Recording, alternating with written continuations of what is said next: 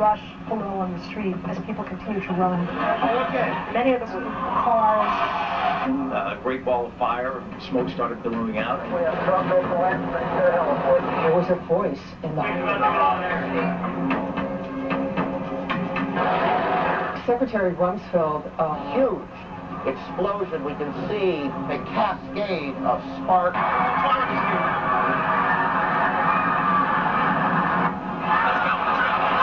The 9/11 attack on America looked so much like a formula action-packed Hollywood disaster movie that it had "Made in the USA" written all over it. The only difference is it used real props and real people. It had terrorist villains, American firefighter heroes, fireball explosions, collapsing buildings, pedestrians chased by dust clouds, and it even had a God Bless America music score. Well-positioned cameras shot the action-packed drama from every conceivable angle. Just the picture of the helicopter landing and the president walking in, and then the 19 hijackers had been Saudi nationals. So in the terrible... He said that he didn't believe that Osama bin Laden... No one has blamed or accused him formally. That how many people worked in the The city is confirming that some 265 firefighters are believed. None of us will ever forget this day. People who knock these buildings down will hear all of it soon. Says America Remembers, Sunday, 8:30. The timing, the title, and the eerie advertisement for Harvey Weinstein's Lord of the Rings movie called The Two Towers was a prophetic and disturbing coincidence. Profits from the Two Towers movie were small change compared to the 9/11 reality disaster movie, which has become the world's top-grossing production of all time. The only thing missing are the 9/11 producer, writer, and director credits. But it doesn't take an Enron accountant to figure out who's cashing in. During the first week, the 911 producers made a spectacular fortune just on the stock market alone. How? By knowing in advance that the stocks in airline and insurance companies associated with the 911 crash would fall in value. Using that inside information, they made negative bets on the stock market called put options. Put options are bets that a certain stock will fall in value by a certain date. It's big risk gambling, unless you've got inside information that can turn your bet into a sure thing, but that's illegal if you get caught at it. Put option bets on the decline in 911 related airline and insurance stocks skyrocketed by a whopping 600% just before 911, which means that somebody knew about the attacks before they happened. Who exactly were those somebodies? Merrill Lynch and HSBC, Morgan Stanley Dean Witter, the Bank of America, weapons manufacturer Raytheon, the Lehman Brothers, General Motors, Swiss Re, Munich Re, and AXA Re Insurance Company, which owns 25% of American Airlines. These insiders bought put options through Deutsche Bank. Most demanding clients trust Deutsche Bank to perform. Deutsche Bank, a passion. Buzzy Krongard, the former executive director of the CIA, just happened to be the manager of Deutsche Bank. And so the profiteers from 911 were not Osama bin Laden or his band of U.S.-trained Arabs. They were blue-chip Israeli, U.S., and British businessmen.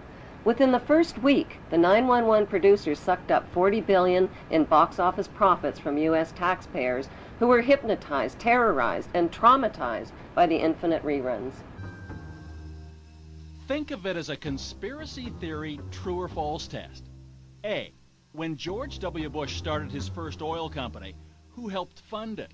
Osama bin Laden's brother and brother-in-law. True or false? B. After a terrorist bomb at a barracks in Saudi Arabia killed 19 Americans, who got the multi-million-dollar contract to rebuild? The bin Ladens. True or false? C. On the morning of September 11, 2001, who was in a meeting at the Ritz-Carlton Hotel in Washington? George Bush Sr. and Osama bin Laden's brother. True or false? Actually, the answer could be D, all of the above. Because believe it or not, as far-fetched as they sound, each and every one of those things, the bin Laden link to the Bush Oil Company, the bin Laden construction contract after the terrorist bomb, and the bin Laden-Bush meeting on 9/11, is true. Many of the facts surrounding the events of 9/11 point to a cover-up, like the fact that the Bush administration ignored all of the advance warnings of the 9/11 attacks. Warnings from FBI agents like Colleen Rowley and from the famous Phoenix memo were not only ignored, they were suppressed.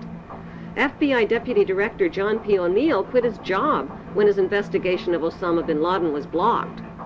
According to a September 24th Newsweek article, top Pentagon officials canceled their travel plans for 9/11 because of security concerns.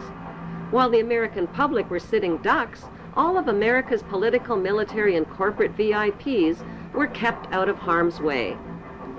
2 Muslims accused of the 9/11 hijackings took their flight training at Rudy Decker's Huffman Aviation School in Florida.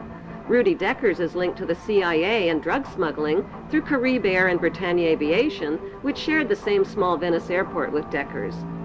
The media reported that on the night before the attacks, accused ringleader Mohammed Atta and 2 other Muslim hijackers got drunk, fondled naked dancers in a Florida strip club called Shuckums, forgot their business card and their Quran holy book at the bar, publicly bashed America, and loudly boasted about impending bloodshed the next day.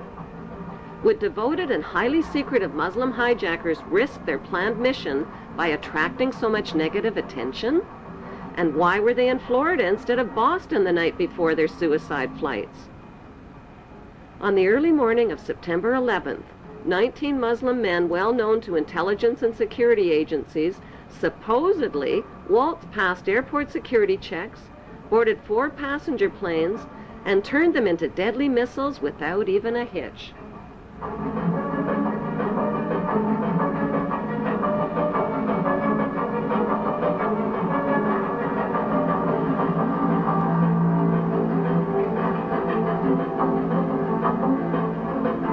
By 8:13 a.m., flight controllers temporarily lost radar contact with American Airlines Flight 11 and reported a suspected hijacking. Even though Andrews Air Force Base is only 10 minutes from Washington, emergency response fighter jets took close to an hour instead of the typical 15 minutes to scramble and begin searching for the hijacked planes. By then, it was too late. President Bush already knew about the first Flight 11, which occurred at 8:46 a.m., when he sat down to chat with school kids at Booker Elementary School. It wasn't until 9:05 a.m. that he was notified that a second plane, Flight 175, had also crashed into the World Trade Center and that America was under attack. Instead of being whisked to safety in this national emergency, Bush nodded and continued chatting with the kids for another 20 minutes about a pet goat, while American citizens were burning alive and leaping to their death from the smoking towers. Wailing against the wind as they fell, almost as if they had second thoughts. It was absolutely horrifying.